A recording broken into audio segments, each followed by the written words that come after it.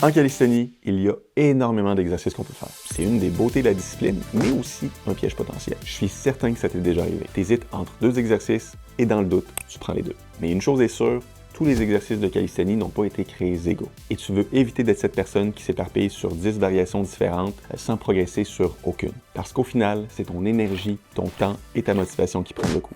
Dans cette vidéo, je vais te révéler 4 exercices que je te conseille d'éviter et surtout, je vais te montrer par quoi les remplacer pour continuer à avancer plus efficacement. Petite nuance importante avant qu'on débute, c'est pas parce qu'un exercice apparaît dans cette liste que tu devrais jamais le faire. La clé en entraînement, c'est l'adhésion. Si un mouvement te motive et te donne envie de t'entraîner, je serai le dernier à te dire de l'enlever. Mais si un jour tu sens que ta progression ralentit sérieusement, alors là, le choix des bons exercices devient crucial. Et entre nous, parmi les exercices que je vais te présenter, il y en a seulement un que je considère vraiment inutile.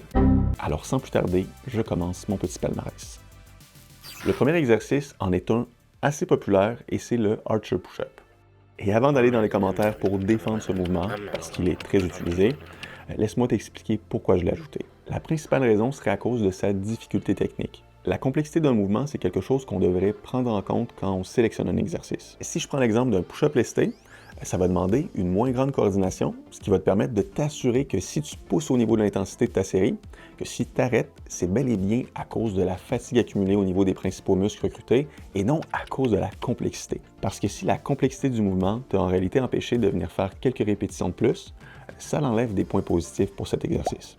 Et en plus, les Archer Push-Up laissent beaucoup plus de place à des compensations. Ça va être difficile de pousser de façon homogène d'un côté à l'autre. Beaucoup de personnes vont utiliser cette variante du push-up pour progresser vers le push-up à un bras. Mais personnellement, je préfère être plus spécifique et utiliser le push-up à un bras avec l'assistance d'un élastique ou même de faire des push-ups à un bras incliné au lieu de devoir apprendre la technique un peu particulière du Archer Push-Up. Et sinon, si je veux augmenter l'intensité de mes push-ups, je préfère choisir des variantes comme le push-up en déficit, le push-up aux anneaux ou même le push-up décliné et tout simplement me lester.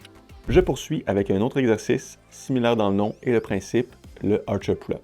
C'est une progression que beaucoup de personnes vont choisir après avoir bien maîtrisé les tractions classiques dans l'idée d'augmenter l'intensité pour se rapprocher de la traction à un bras. Mais personnellement, je ne suis pas un grand fan de cet exercice. Premièrement, le Archer Pull-Up est bien plus exigeant en force. Le bras qui est censé t'aider doit techniquement rester bien tendu. Donc, tu peux exercer beaucoup moins de force avec ce bras-là. Résultat, ça ouvre la porte à des compensations et tu peux facilement cibler autre chose que ce que tu veux vraiment renforcer. Et c'est justement là qu'est le vrai problème. La transition entre les tractions classiques et le Archer Pull-Up est énorme. Tu passes d'un mouvement bien réparti entre deux bras à une variante où un seul bras fait la majorité du travail. C'est donc pas tant l'exercice en soi qui est à remettre en question, mais plutôt le gap entre les deux niveaux de difficulté. Et là, oui, je sais, il y a des personnes qui vont me dire « Oui, mais moi, c'est justement grâce au Archer Pull-Up que j'ai réussi à progresser. » Et tu sais quoi? Je remets pas ça en question. Mais laisse-moi te faire une comparaison simple. Tu peux visser une planche avec un couteau suisse si tu es motivé. Mais si à côté, tu as une bonne perceuse, tu vas aller beaucoup plus vite, avec moins d'efforts et un meilleur résultat.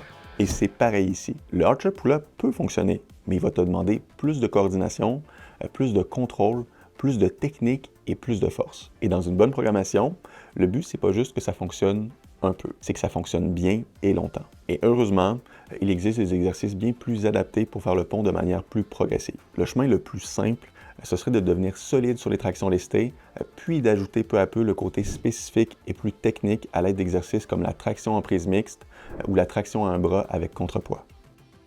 Et si tu veux opter pour l'approche puriste de la calisthénie, tu peux intégrer progressivement la traction en prise mixte en transférant de plus en plus de poids sur le bras qui travaille pour ensuite retirer petit à petit les doigts de la main qui assiste.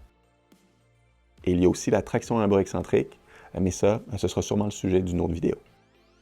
Le troisième exercice, c'est celui que j'ai mentionné au début, celui que personnellement je trouve inutile. Et c'est le Biceps Headbanger. Je sais que j'ai dit au début de la vidéo que si un mouvement te motive vraiment, vas-y. Mais pour celui-là, si tu l'intègres dans ta programmation, je vais te juger un tout petit peu. En plus d'avoir l'air un peu ridicule quand tu fais le mouvement, d'un point de vue biomécanique, c'est mal parti. La gravité agit vers le bas, verticalement. Et dans le Headbanger, tu cherches à te déplacer à l'horizontale. Résultat, la résistance réelle sur tes biceps est minime. Tu combats surtout ton propre élan, pas une vraie charge. Et c'est pas tout. L'étirement musculaire, qui est super important pour stimuler du muscle, est presque absent. Et pour couronner le tout, l'exercice repose énormément sur l'élan. Tu te laisses tomber en arrière, puis tu te jettes vers la barre. Donc très peu de tension continue sur les biceps.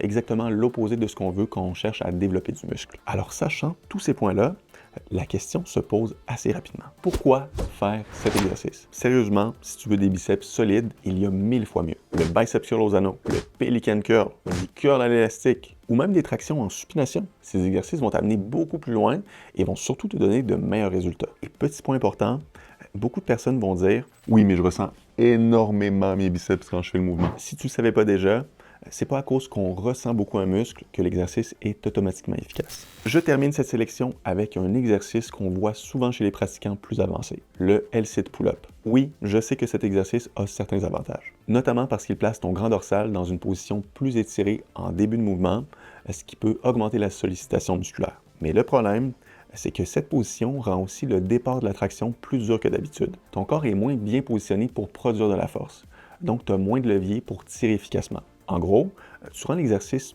plus difficile, mais pas forcément plus utile. Et en plus, tu demandes à ton corps de gérer en même temps un gainage intense, une flexion de hanche constante et un tronc solide tout au long du mouvement.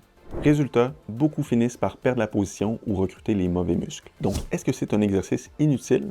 Non.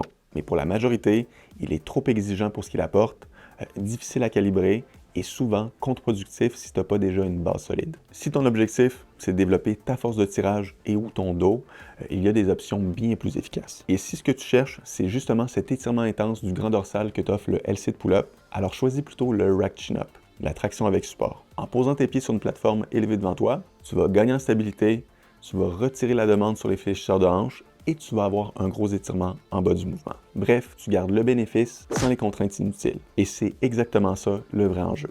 Faire les bons choix au bon moment et avec une progression adaptée.